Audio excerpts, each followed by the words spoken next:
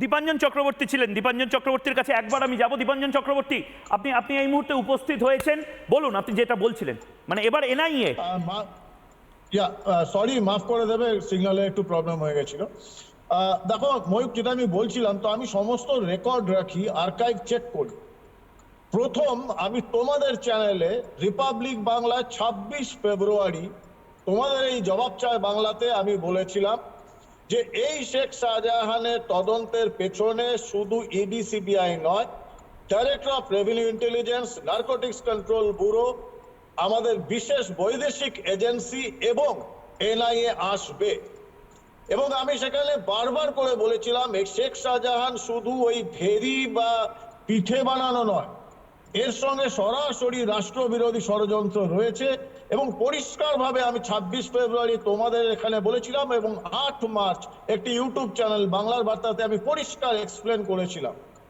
এবং যেখানে খুব ক্লিয়ার কাট আমি বলেছিলাম যে এই যে শেখ শাহজাহান, সে কিন্তু একদম ক্লিরোনক, সে একজন সিনিয়র ম্যানেজার। যদি সিইও, সে হচ্ছেন ওই আলী ভাইপো।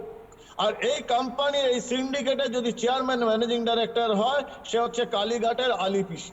এবং আলী পিসি আলী ভাইপোকে সারা বাংলা জানে। আমি খুব স্পেসিফিক বলছি। এবং আমি যেটা বলেছি যে এই শেখ শাহজাহানের মতো এই মাফিয়াদের দিয়ে যে হাজার হাজার কোটি টাকা বাংলায় দুর্নীতি হয়েছে, সেই টাকাগুলো কিন্তু বিদেশে গেছে। এই মাছের জন্য এক্সপোর্ট ইম্পোর্ট যেটা করা হয়েছে, ওভার ইনভয়েসিং, আমি বিস্তারিত বিশ্লেষণ করেছি তোমাদের চ্যানেল। এবং এই টাকা এটা রিমান্ড কপিতে আজকে মেনশন করেছে দীপাঞ্জন দা, আজকে রিমান্ড কপিতে এনফোর্সমেন্ট ডিরেক্টরেট সেটা মেনশন করেছে। কিন্তু তারপরে এই যে মাছের যে ব্যবসা, তার পেছনে মাছের পেটে কি আসলে ড্রাগের র্যাকেট চালাচ্ছিল এই শেখ শাহজাহানরা? এবং সেই শেখ শাহজাহানদের ড্রাগের র্যাকেটের টাকা কি রাজনৈতিক দলগুলোর কাছেও পৌঁছে গেছিল? অ্যাবসলিউটলি। আমি তোমাকে বলি, সারা পৃথিবীতে আমি নার্কো টেরোরিজম নিয়ে কাজ করেছি। সারা পৃথিবীতে নার্কো টেরোরিজম শব্দটা ব্যবহার এই জন্য করা হয়, ড্রাগ সিন্ডিকেট হচ্ছে পৃথিবীর সব থেকে শক্তিশালী সিন্ডিকেট। আর এই ড্রাগ সিন্ডিকেটের সঙ্গে সরাসরি সন্ত্রাসবাদীদের যোগ থাকে। বাংলা থেকে, পশ্চিমবঙ্গ থেকে যে হাজার হাজার কোটি টাকা, যেটা আমরা বলেছি 50, 40, 60 হাজার কোটি টাকার মতো যে গেছে, এটা এত সহজ ব্যাপার নয়।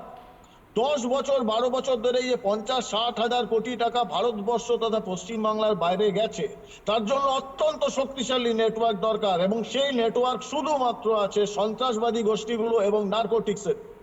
আর সেটা ব্যবহার করেছে কিন্তু রাজনৈতিক নেতারা। তারা তার বদলে এই সন্ত্রাসবাদী গ্রুপগুলোকে পশ্চিমবঙ্গে একটা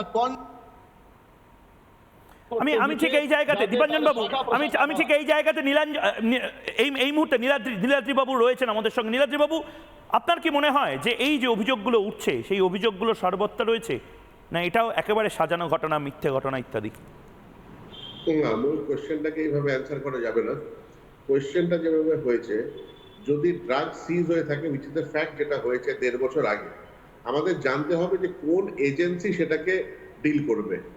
ডিআরআই করেছে, ডিআরআই করেছে। কিন্তু আমাদের এটাও তো জানতে হবে যে সাবিনা এন্টারপ্রাইজের সাথে শেখ শাহজাহান বা শেখ শাহজাহানের সাথে আর কোন কোন নেতার যোগ আছে যারা এই টাকাটা, কনসাইনমেন্টের টাকাটা দিয়েছিল, কেন দিয়েছিল? You have to let me answer the question. আপনি যদি মধ্যে বলেন তাহলে আমি অ্যান্সার করতে পারবো না। ড্রাগসের কাজ হলো, drugs is to be done by DRI or narcotics NCB, narcotics control bureau. Port, যেটা যে কোনো পোর্ট হোক, port is under the central government, CISF এর প্রোটেকশনে থাকে, কাস্টমস থাকে। তো আমার যেটা প্রশ্নটা হলো যে 1.5 বছর আগে যদি হয়ে থাকে, তাহলে দুটো জিনিস, একটা তো সিরিয়াস ইন্টেলিজেন্স ফেইলার আছে, যে ওরা জানতে পারেনি যে ড্রাগসটা আসবে কোন রুটে। আর যদি ইন্টেলিজেন্স ফেইলার না হয়ে থাকে, তাহলে 1.5 বছর ধরে এই এনসিবি বা ডিআরআই করছিল নাকি? না না না না না নীলাদ্রি বাবু, কোথাও একটা ভুল হচ্ছে, কোথাও একটা। আমি আপনার কাছেই আসছি। আমি একবার এই ড্রাগ কানেকশন, যেটা আপনারও দেখে নেওয়া উচিত, এই ড্রাগ কানেকশনটা কি একবার আমি দেখাবো এবং তারপরে আপনার কাছে আসবো। এই শেখ শাহজাহানকে মমতা বন্দ্যোপাধ্যায়ের প্রিয় মাফিয়া, শেখ শাহজাহান সন্দেশখালী তৃণমূল নেতা। শেখ শাহজাহানকে নিয়ে অভিষেক বন্দ্যোপাধ্যায় বারবার বিভিন্ন স্টেটমেন্ট বদল করেছেন এবং শেখ শাহজাহানকে নিয়ে মমতা বন্দ্যোপাধ্যায় শেষ দিন অবধি লাগাতার সাপোর্ট করে গেছেন। এই শেখ শাহজাহানের ড্রাগ কানেকশন কেন কথাটা বারবার উঠছে? 2022 সালে দুবাই থেকে কলকাতায় যে মাদক পাচার, আবারও বলছি, সেই মাদক পাচারটা হয়েছিল জবেল আলী পোর্ট থেকে কলকাতার একটি জাহাজে। ক্লিয়ার। এরপরে 72 বস্তা 74 বস্তা যত বস্তাই হোক 70-এর ওপরে যে বস্তা তাতে হেরোইন বাজেয়াপ্ত হয় 180 থেকে 90 কোটি টাকার ভ্যালুয়েশনের সেই হেরোইন, এবং সেইটা বাজেয়াপ্ত করে সেন্ট্রাল এজেন্সি, কাস্টম, সিআইএসএফ সবাই মিলে। 80 কেজি হেরোইন এতে নীলাদ্রিবাবু আপনাদের বলছি বাজেয়াপ্ত করে কেন্দ্রীয় শুল্ক দপ্তর। কেন্দ্রীয় শুল্ক দপ্তর মানে কাস্টমস, ইনডিরেক্ট ট্যাক্সেস কাদের আওতায়? কেন্দ্র বাজেয়াপ্ত করে। তদন্তে উঠে আসে শরীফুলের নাম। এই শরীফুলটাকে নীলাদ্রিবাবু এবার আমি জিজ্ঞেস করছি, এই শরীফুল মোল্লা কে? বিজেপি বলছে শরীফুল মোল্লা আসলে শিবু হাজরা, শেখ শাহজাহানের একেবারে রাইট হ্যান্ড, এবং আপনি এই সমস্ত ড্রাগ কানেকশনগুলো জেনেও না জানার ভান করছেন, কারণ আপনার নেতারাও এই সমস্ত কানেকশনগুলো জেনে না জানার ভান করছে। শুনুন, ওটা বিজেপি বলবে কেন? ওটা তো বলবে গভর্নমেন্ট এজেন্সিস বলবে এই শরীফুল কে, শিবু হাজরা কে, ওদের কোনো লিঙ্ক আছে কিনা। এটা তো বিজেপি বলার কিছু নেই।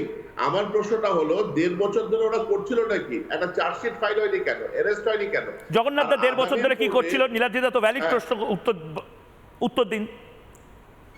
দেখুন, নীলাদ্রিবাবুর জানা উচিত। আরেকটা প্রশ্ন আছে, আদানির পোর্টে 20,000 কোটি টাকা ড্রাগস ধরা পড়লো 2 বছর আগে। মুন্দ্রা, দুটোরই একসাথে। জগন্নাথ দা বেশ কেন হয়নি? কলকাতার এই কনসাইনমেন্টটা ছিল গিয়ার বক্সের কনসাইনমেন্ট, ইন্টেলিজেন্স ফেলিয়ার না।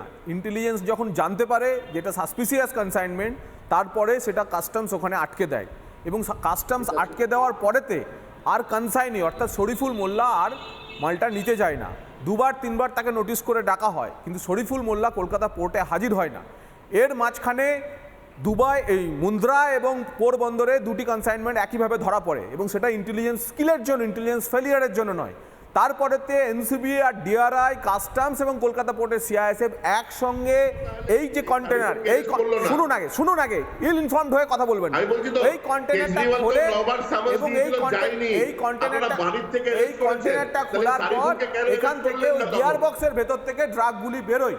গিয়ার বক্সের ভেতর থেকে ড্রাগগুলি বেরোনোর পরে ডিআরআই যখন কেস শুরু করে, তখন তারা স্ট্রেস করতে শুরু করে শরীফুল মোল্লাকে, এবং যে মুহূর্তে এই খবরটি আমরা তখন সে সময় জানাই, এবং তার জন্য মহামান্য শাহজাহান শেখ, সুকান্ত মজুমদার এবং আমার বিরুদ্ধে 10 কোটি টাকা করে 20 কোটি টাকার মানহানি মামলা করে।